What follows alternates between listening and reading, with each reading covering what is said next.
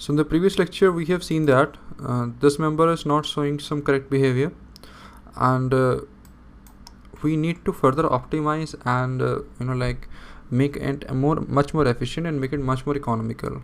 So for that, what we can do here is that we can think of the major structural rearrangement. So as a major structural rearrangement, what we can do is that we can change the behavior or change the arrangement with which we have defined this bracing here.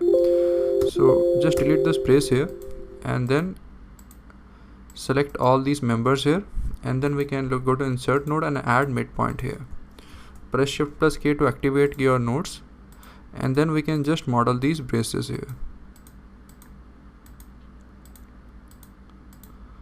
Because basically we have assigned released on the top, so the problem what we are facing is that all the bending mode needs to be balanced on the top itself.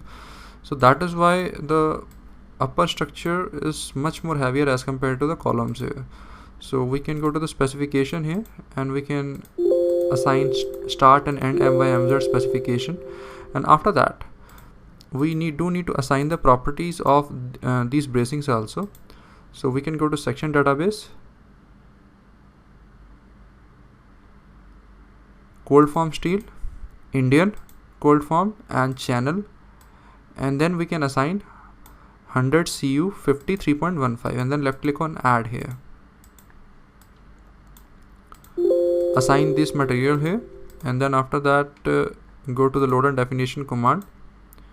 For dead load, just self weight command, we can left click on assign to view, and then for design commands also we can go to steel takeoff and then check code also. And after that we again need to analyze and design the structure to see that whether now the behavior is correct or not. So this member is just getting passed on the margin here, so basically the ratio is 0.999 itself, and this bracing is also getting passed. So we can go to select by specification and all failed beams. So here we can see basically no beam is failing in the design, but what we can do here is that we can increase the size of this member here. So for this 150 CU 53.15, we can select 150 CU 54. So basically the thickness of this channel is now increased from 3.15 to 4 mm. And after that we can see that this column is also very much on the higher side, so we can decrease the size of this particular member here. So let us check that whether the 150 depth channel will do the thing or not.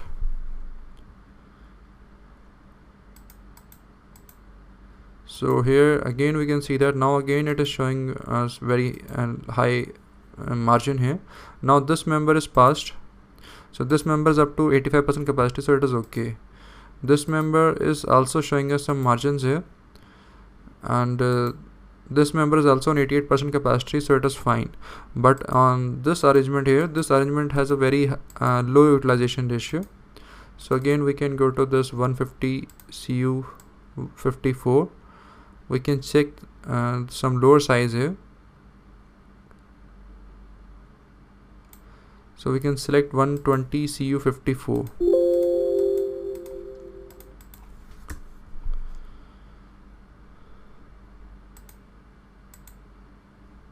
So here again it is showing us very less utilization. So with this scenario, we can just increase and decrease the size again to check that what exactly is the utilization and how we can economize the structure much more or in a much better manner. So if we want to check the weight of the structural steel arrangement, we need to go to steel takeoff command here. So basically it is showing us 5.734 kilonewton. So the weight of the structural steel arrangement is 570 kg. So it is all the structure is approximately 570 kg only. So we can see that it is a very light type of arrangement.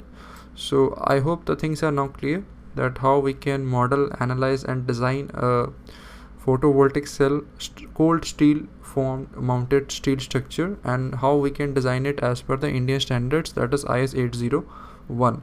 So if you are from US, you can also design it as per the American standards with the help of this AISI standard that I had already explained you in the previous lecture also. And if we want to check the deflection parameters, we can go to the post processing command here. We can select the load case here. So this is basically limit load state, but we can divide this result by 1.5.